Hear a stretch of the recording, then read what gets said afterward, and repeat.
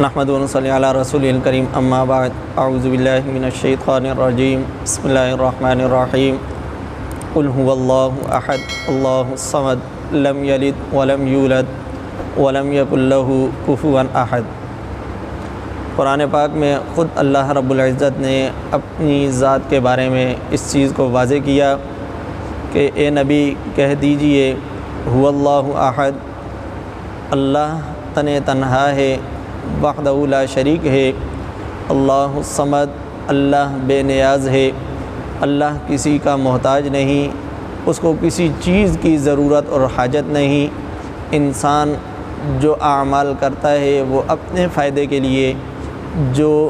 گناہ کرتا ہے اس کا نقصان بھی اسی کو ہوتا ہے۔ اللہ رب العزت کی شان اور بے نیازی اتنی ہے کہ اگر پوری کی پوری دنیا مل کر اللہ کی عبادت میں لگ جائے، اللہ کے سامنے سر سجدے میں رکھ لے، ہر وقت اللہ کی تسبیح و تحمید میں لگ جائے، تو اللہ کی ذات میں ذرہ برابر بڑھوتری نہیں ہوتی۔ اور اگر پوری کی پوری دنیا اللہ کی نافرمانی میں لگ جائے اور ہر ایک شرک اور کفر اور بدعات میں لگ جائے، اللہ کے خلاف اعلان جنگ کر لے، تو اللہ کی ذات میں، اللہ کی صفات میں ذرہ برابر کمی نہیں آتی۔ اسی کو اللہ رب العزت نے فرمایا اللہ الصمد، اللہ بے نیاز ہے، لم یلد، اللہ کسی سے پیدا نہیں ہوا، ولم یولد، اور کوئی اس سے پیدا نہیں ہوا، اور اللہ وحدہ لا شریک ہے۔ بہرحال اللہ رب العزت نے اپنی ذات کے بارے میں خود قرآن پاک میں بار بار اس چیز کو بیان فرما دیا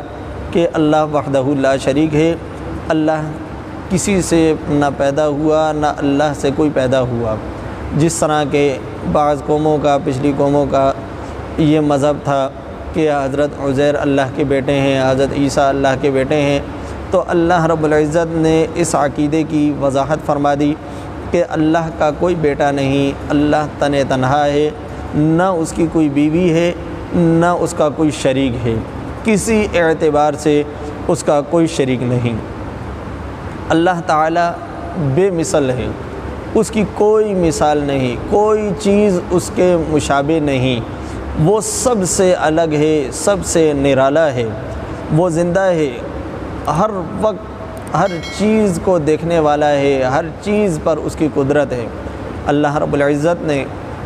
قرآن پاک میں آیت الکرسی میں اس چیز کو ارشاد فرمایا اللہ لا الہ الا ہو الحی القیوم، کہ وہ زندہ ہے اور قائم ہے، ہر چیز پر قدرت رکھتا ہے، ہر چیز اس کے علم میں ہے، کوئی چیز اس کے علم سے باہر نہیں، ہر وقت ہر چیز پر اس کی نظر ہے۔ ایسا نہیں ہے کہ انسان کمرے کے اندر چھپ کر کوئی گناہ کرے، اللہ کو اس پر اطلاع نہ ہو، اللہ اس پر مطلع نہ ہو، تو ایسی کوئی جگہ نہیں کہ جہاں چھپ کر انسان گناہ کرے اور اللہ وہاں اس کو نہ دیکھ رہا ہو۔ اللہ ہر وقت ہر جگہ ہر چیز کو دیکھ رہا ہے، اور ذرہ سی آواز کو بھی اللہ سنتا ہے۔ اللہ دل کی آواز کو بھی سنتا ہے، دل کی آواز جو خود انسان نہیں سن سکتا اپنے کانوں سے، صرف دل میں ہی اس کو محسوس کرتا ہے، اس آواز کو بھی اللہ رب العزت جانتے ہیں کہ اس نے دل میں کیا سوچا اور اس کا کیا ارادہ ہے۔ لیکن یاد رکھیں کہ اللہ رب العزت کا سننا ہماری طرح سننا نہیں، اللہ رب العزت کا کلام کرنا یہ ہماری طرح کلام کرنا نہیں، کہ جس طرح ہم کانوں سے سنتے ہیں اس طرح اللہ کانوں سے سنتے ہیں، جس طرح ہم زبان سے بات کرتے ہیں اللہ اس طرح زبان سے بات کرتے ہیں۔ اللہ ان تمام صفات سے جو انسانوں کی ہوں یا مخلوقات کی ہوں، اللہ ان تمام صفات سے بے نیاز ہے۔ وہ اللہ کس طرح سنتا ہے یہ اللہ خود ہی جانتا ہے، کس طرح بولتا ہے وہ بھی اللہ خود ہی جانتا ہے۔ بقیہ انشاءاللہ اگلی ویڈیو میں، وآخر دعوانا ان الحمد للہ رب العالمین۔